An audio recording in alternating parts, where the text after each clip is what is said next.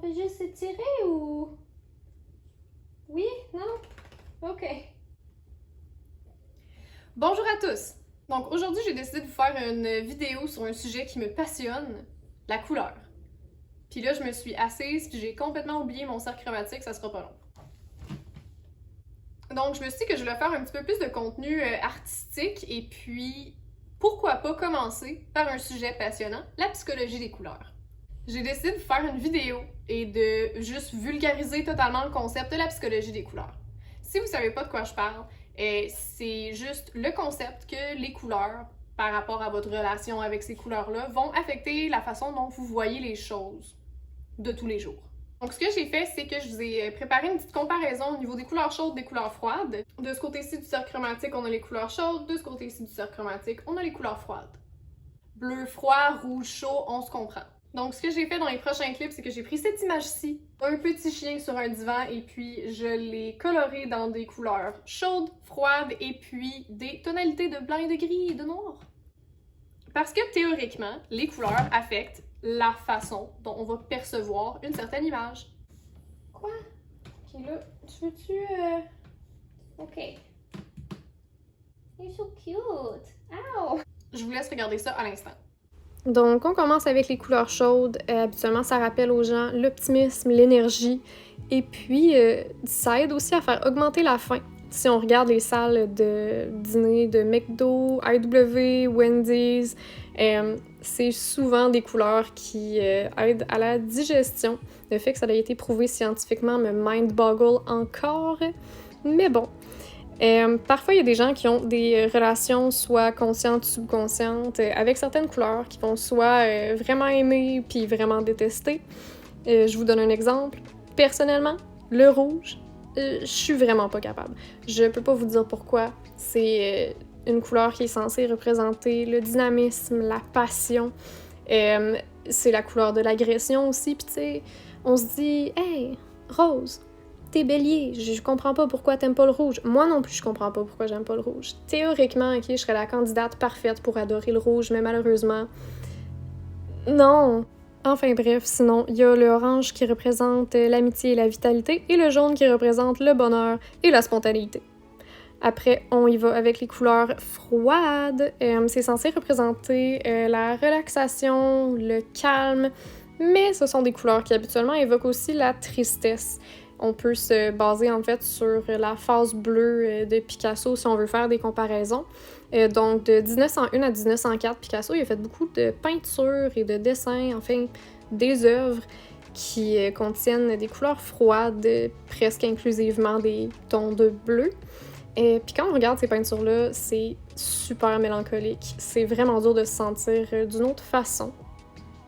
Puis je sais pas si c'est quelque chose que vous avez remarqué, mais c'est aussi des couleurs qui sont censées évoquer un certain sens de santé, puis de sécurité, voir certains murs d'hôpitaux, de CLSC, certains uniformes de gens à qui théoriquement on est censé faire confiance.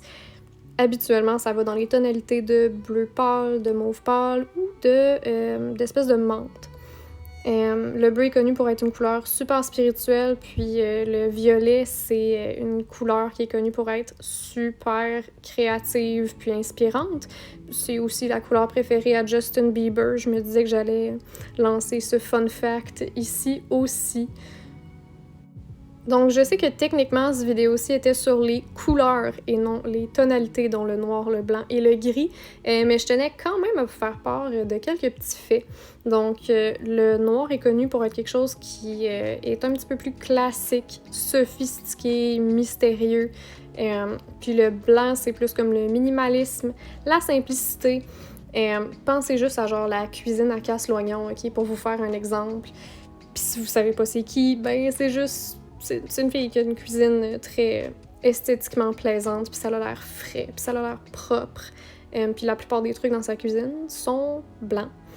Après ça, on a le gris, qui évoque habituellement le professionnalisme, le sérieux, une certaine maturité, mais aussi un certain manque d'émotion. Ça, c'est seulement si on se base sur la tonalité en tant que telle. Tu sais, quand on regarde quelqu'un puis on dit qu'il est gris, c'est habituellement que la personne... est pas très émotive, on va dire ça comme ça.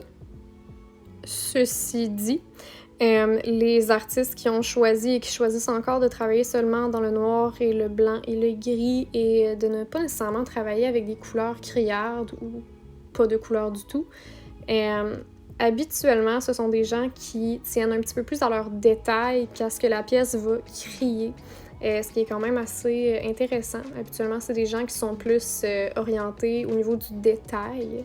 Puis c'est quand même assez fascinant quand on pense à ça. Peut-être que c'est juste moi parce que je suis une art nerd, but that's okay! T'es tannant! Fais dodo! Fais dodo! J'essaie de filmer quelque chose! Fais dodo! Est-ce que vous êtes senti d'une certaine façon en voyant les couleurs chaudes, les couleurs froides ou les tonalités noir et blanc? C'était pas nécessairement un test que je faisais, c'était surtout pour faire une comparaison au niveau des tonalités. Donc bien entendu, j'ai vraiment beaucoup vulgarisé le concept parce que je trouvais pas ça absolument nécessaire dans une première capsule comme ça d'y aller en profondeur nécessairement. Je sais pas si vous avez remarqué, mais je n'ai pas parlé de vert et je n'ai pas parlé de rose. Aujourd'hui, je voulais surtout parler du ton froid versus ton chaud, donc je suis pas embarquée dans des couleurs qui peuvent être dans les deux catégories. Et oui, j'ai dit les deux catégories. Ça, on peut s'en parler dans une autre vidéo.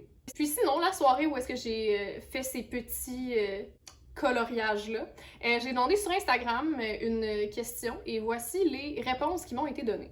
La gang, j'ai une question très importante à vous demander. Est-ce que vous préférez les couleurs chaudes ou les couleurs froides et pourquoi? Le pourquoi est très important. C'est pour la science.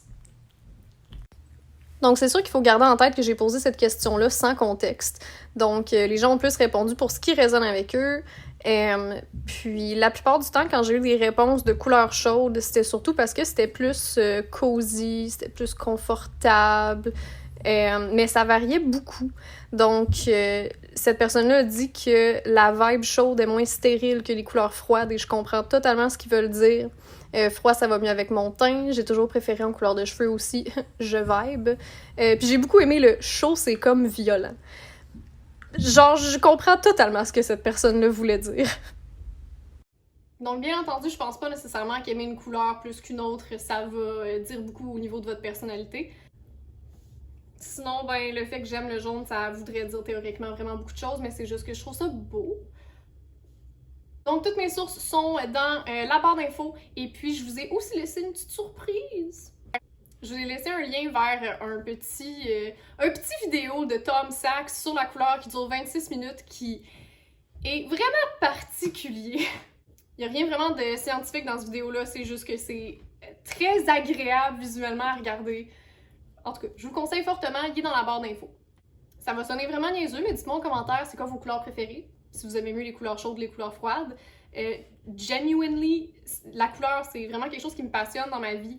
J'essaie vraiment de remplir ma vie de couleurs.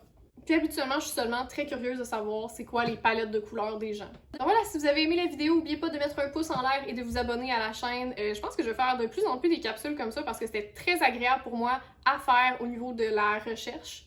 Et puis, juste comme, c'était tellement le fun, utiliser des pastels secs. En passant, il n'y a aucune raison pourquoi j'ai utilisé des pastels secs au lieu d'un autre médium.